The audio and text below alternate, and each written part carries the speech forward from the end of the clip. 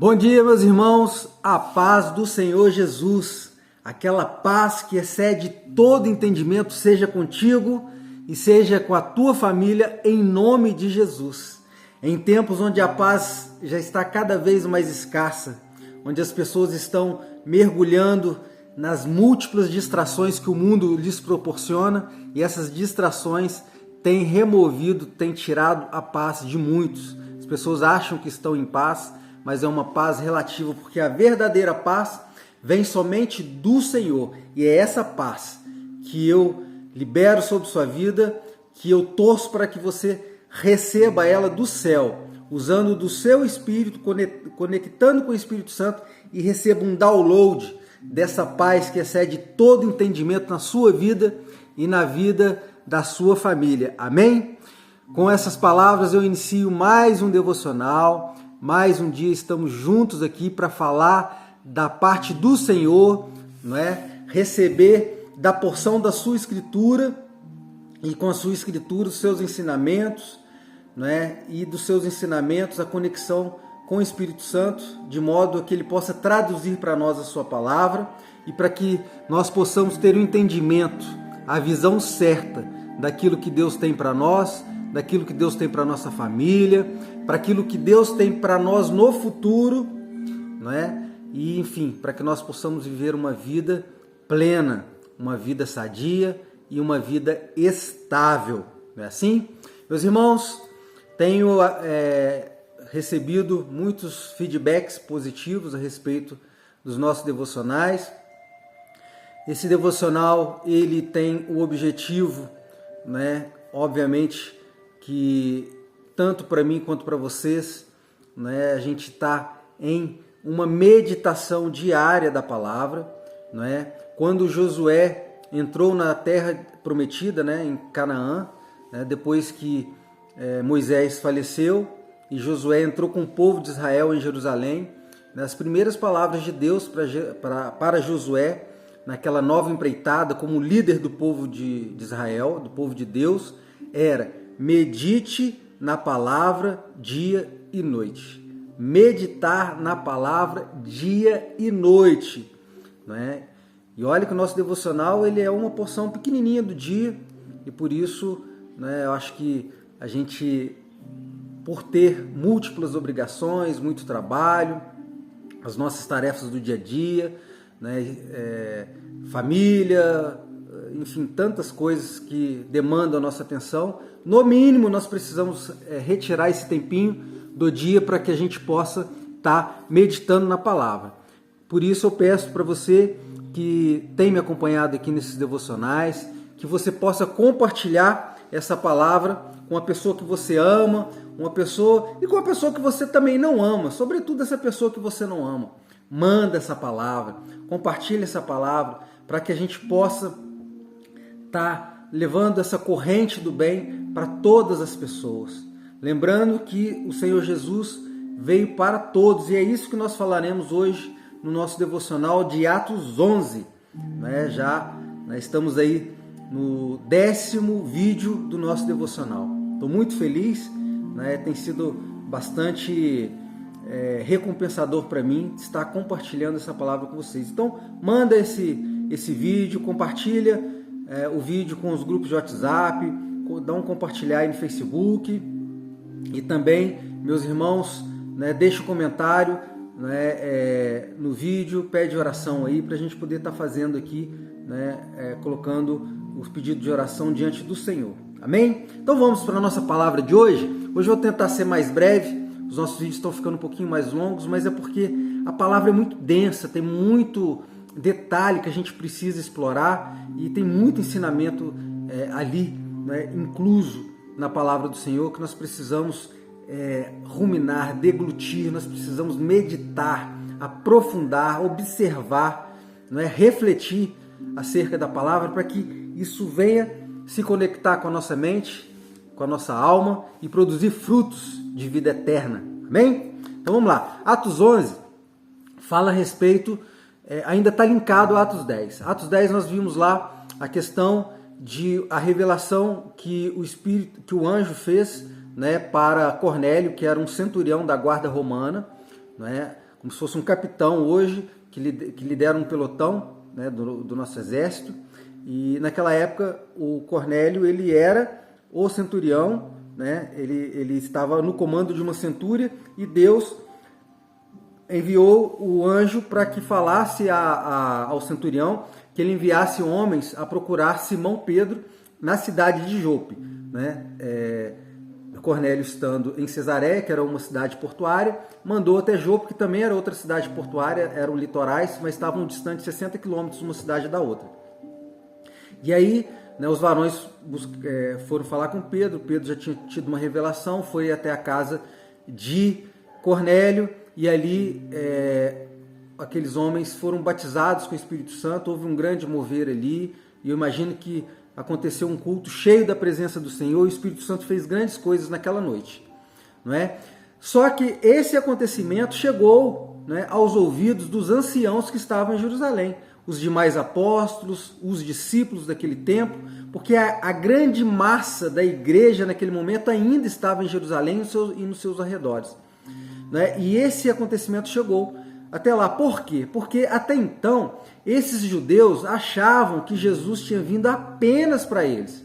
Eles tinham se esquecido daquela palavra em que dizia, daquela parábola onde, né,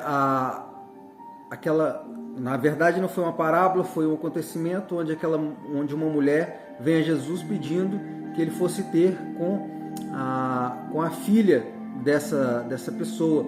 E ela não era judia, e Jesus vem falar que ele não tinha vindo senão para as ovelhas perdidas da casa de Israel. Mas ela, com grande fé, diz para ele que os cachorrinhos comiam das migalhas de pão que caíam da mesa. E aí Jesus viu o tamanho da fé daquela mulher e foi com ela e a abençoou.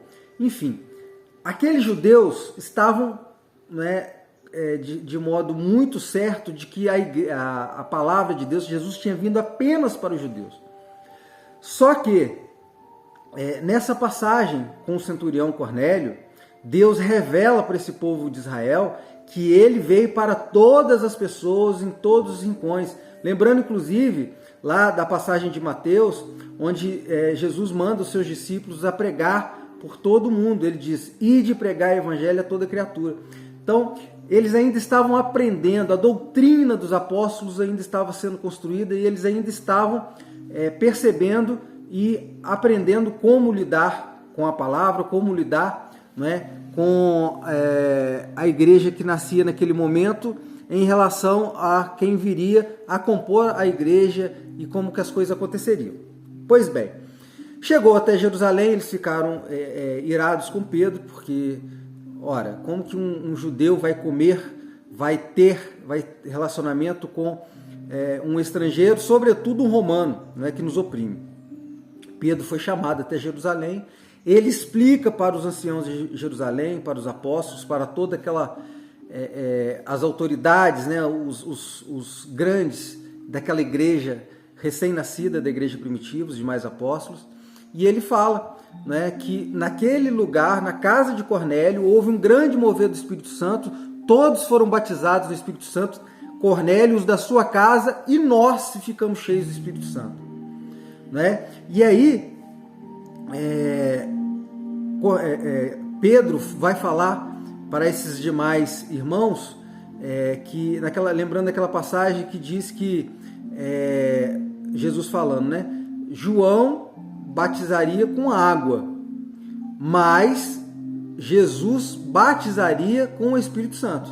Ou seja, o homem pode batizar com água, os nossos sacerdotes batizam com água, mas o Espírito Santo, quem batiza a nós com o Espírito Santo é Cristo.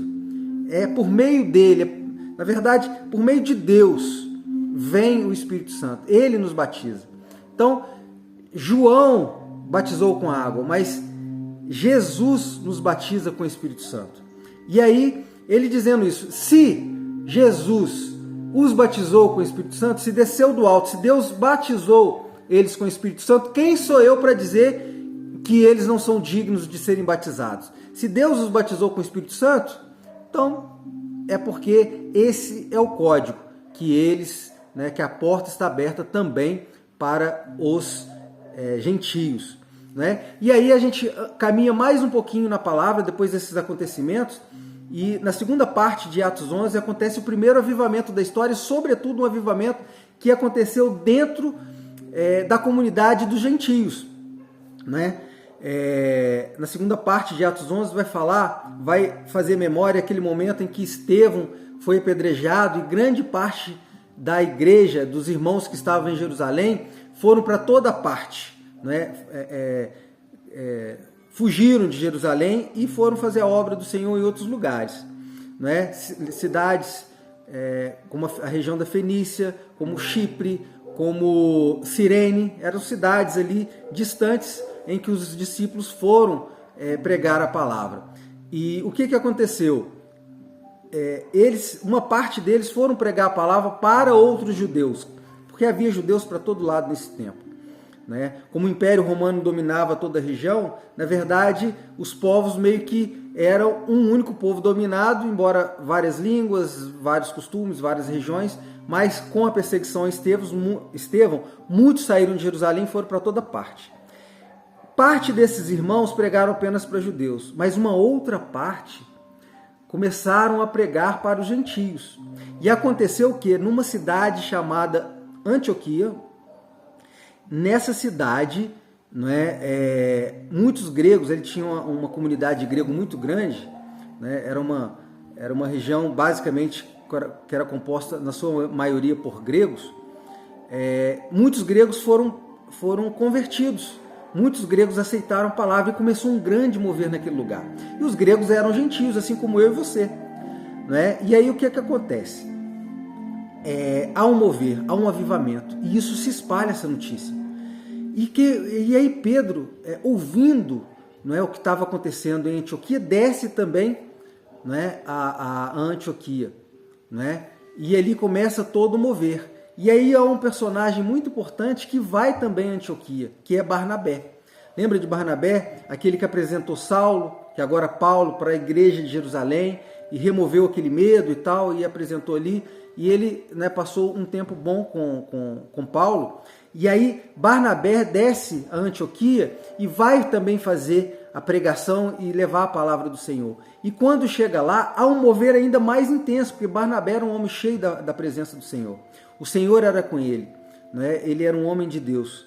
E aí o que acontece? Quando ele vê aquele mover, ele vai até Tarso, corre lá, porque Saulo era de Tarso, lembra? Agora ele Paulo, estava em Tarso. Ele vai até Tarso, busca Paulo e traz para Antioquia. Diz para Paulo assim, eu imagino, vamos para esse lugar que está acontecendo um grande mover. E ali eles ficaram por um ano. E muitas pessoas, muitos crentes foram para a região da Antioquia, e ali foi um grande polo, uma grande célula, né, um grande mover da igreja aconteceu ali em Antioquia, e ali foi o primeiro avivamento entre os gentios da história. Ali houve um grande mover de Deus. Tinha acontecido esse mover em Jerusalém e agora estava acontecendo em Antioquia, entre os gregos. Por isso que existe uma tradução da Bíblia, do Novo Testamento, sobre a língua grega. Por quê? Porque muitas do conteúdo do Novo Testamento foi escrito em grego. Né? A gente tem lá a Septuaginta, a Vulgata latina, mas a Septuaginta era uma tradução das escrituras escritas em grego. Para vocês verem quantos gregos se converteram, quantos gentios gregos se converteram e como foi o mover de Deus naquele lugar. E aí eu quero chamar a atenção pelo seguinte, que o mover foi tão grande que Deus ainda usou um irmão lá que estava no meio daquele avivamento, de nome Ágabo, o revelou que haveria uma grande fome naquela região. Aliás, falou no mundo, né? E ali, como Ágabo revelou isso e eles entenderam no discernimento que era realmente do Espírito Santo aquela palavra, e eles sabiam que estavam debaixo naquele momento do governo de Cláudio César, que era um imperador tirano, um imperador muito mau, assim como praticamente todos aí da história